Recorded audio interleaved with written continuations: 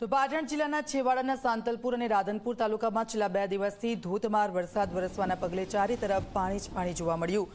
મડુતરા ગામમાં ઝી 24 કલાકે reality checking કર્યું। હજી સુધી અનેક વિસ્તારોમાં પાણી નથી ઓસર્યા।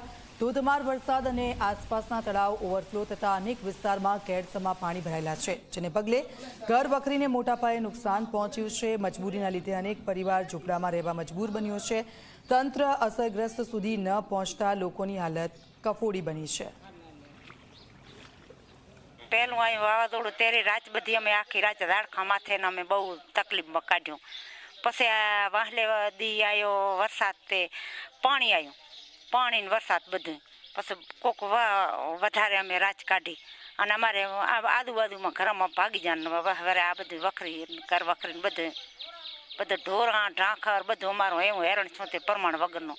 અને માંડ નીકળ્યા રાતે અંધારાના વાડ્યું તોડીને અનાજ બધું બગડી ગયું। અમારે ખાવાની ઘર વખરી બધી ગોદડા બીનું બધું અમારું બધું પલળીને બધું થઈ ગયું। હાવ પાણી આવશે અમારે 2-4 તળાવ ઉપરથી તૂટ્યા છે તે અમારા ગામની પરિસ્થિતિ ખરાબ છે।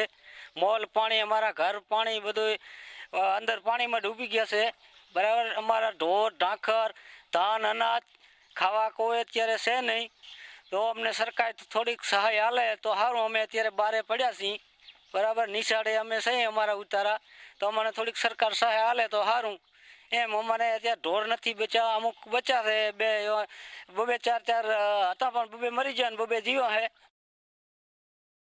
પાટણ જિલ્લાના સાંતલપુર તાલુકામાં 2 દિવસ સાંભળેધાર વરસાદ થતા સાંતલપુર પંથકના અનેક ગામોની અંદર તારાજી સર્જાવા પામી છે। કેમેરામેન કે દ્રશ્ય બતાવે કે 48 કલાક જેટલો એટલે કે 2 દિવસ જેટલો સમય વીત્યો હોવા છતાં પણ મડુતરા ગામેથી હજુ પણ પાણી ઓસર્યા નથી। જી 24 કલાકની ટીમ પહોંચી છે મડુતરા ગામની અંદર, જ્યાં ઠાકોરવાસમાં હજુ પણ પાણીની પરિસ્થિતિ યથાવત રહેવા પામી છે। લોકોના ઘર સુધી અને ઘરની અંદર પાણી, વરસાદી પાણી ફરી વળ્યા છે। લોકોની પરિસ્થિતિ ખૂબ જ અહીંયા ગંભીર છે, કારણ કે જે પ્રકારે વરસાદના પાણીને લઈને જે તારાજી સર્જી છે તેમાં તેમના ઘર વખરી સહિત અનાજ તેમજ તમામ ચીજ વસ્તુઓ પાણીમાં તણાઈ જવા પામી છે। ઢોર ઢાંખર પણ તણાઈ જવા પામ્યા છે।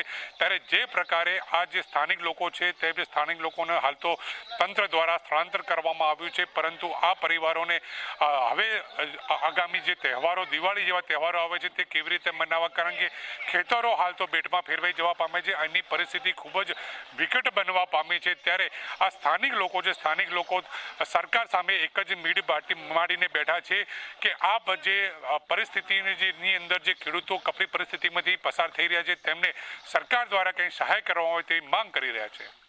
પરિમલ ત્રિવેદી, જી મીડિયા।